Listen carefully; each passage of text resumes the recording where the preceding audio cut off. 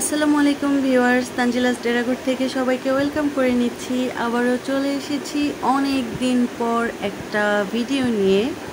আজকের ভিডিওতে দেখাবো যে আমার জন্য কি পার্সেল এসেছে এবং কে পাঠিয়েছে। সেই তো কবে থেকে হচ্ছে যে ভিডিও আপলোড করা হয় না, দেশে যুদ্ধ লাগলো, কত কিছু হয়ে গেল। যদিও এই ভিডিওটা দেশে যুদ্ধ লাগার কয়েকদিন আগের, মাত্র দেশে যুদ্ধ লাগার হচ্ছে মানে খারাপ পরিস্থিতি তৈরি হওয়ার 4-5 দিন আগের হবে মেবি।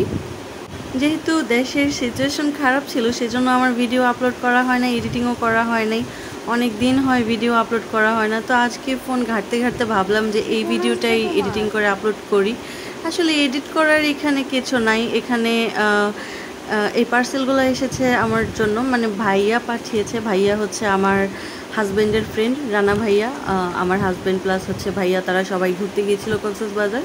তো তখন হচ্ছে আমি যেহেতু শুটকি পছন্দ করি, সো সেজন্য আমার সব থেকে পছন্দের শুটকি, লইট্টা শুটকি আমার জন্য পাঠানো হয়েছে, সাথে কিছু আচার পাঠানো হয়েছে।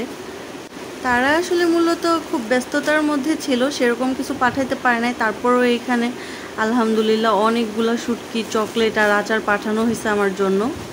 তো আমি ভাবলাম যে আমার ইউটিউব চ্যানেল বা ফেসবুক পেজে এটা শেয়ার করি আর মেমোরি হিসেবে থাকুক, সেজন্য এই ভিডিওটা আপলোড করা। আরও একটা কারণ আছে, সেটা হয়েছে যে মানে কেউ যখন আমার পছন্দের জিনিস আমাকে গিফট করে তখন আমার অনেক বেশি ভালো লাগে, আমি অনেক বেশি হ্যাপি হয়ে যাই। সেজন্য মূলত আমার এটা মেক করা হয়েছিল।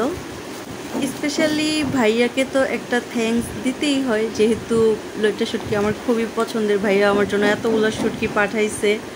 সো জানি না ভাইয়া আমার এই ভিডিওটা দেখবে কিনা। Thank you so much Rana ভাইয়া আমার জন্য এতগুলা শুটকি পাঠানোর জন্য।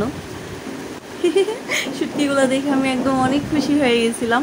যাই হোক, এগুলা হচ্ছে লইট্টা শুটকি। আমরা আমাদের এলাকাতে এই শুটকি লইট্টা শুটকি নামেই চিনি, অন্য এলাকায় বা অন্য কেউ কোন নামে চিনে আমি জানি না। আর অন্য কোনো নাম আছে কিনা এই শুটকির, যদি থেকে থাকে যারা আমার ভিডিওটা দেখছেন তারা একটু কমেন্টস করে জানাবেন আপনারা অন্য কোনো নামে এই শুটকিগুলোকে চিনে থাকেন কিনা।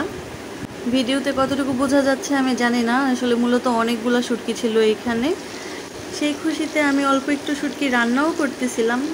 আর শুটকি আমি একাই খাই আমাদের দুজনের সংসারের মধ্যে। আপনাদের ভাইয়া একদমই শুটকি খাইতে চায় না। এই শুটকি রান্না হইলে তার সাথে আমার কথা লাগবেই লাগবে একদম।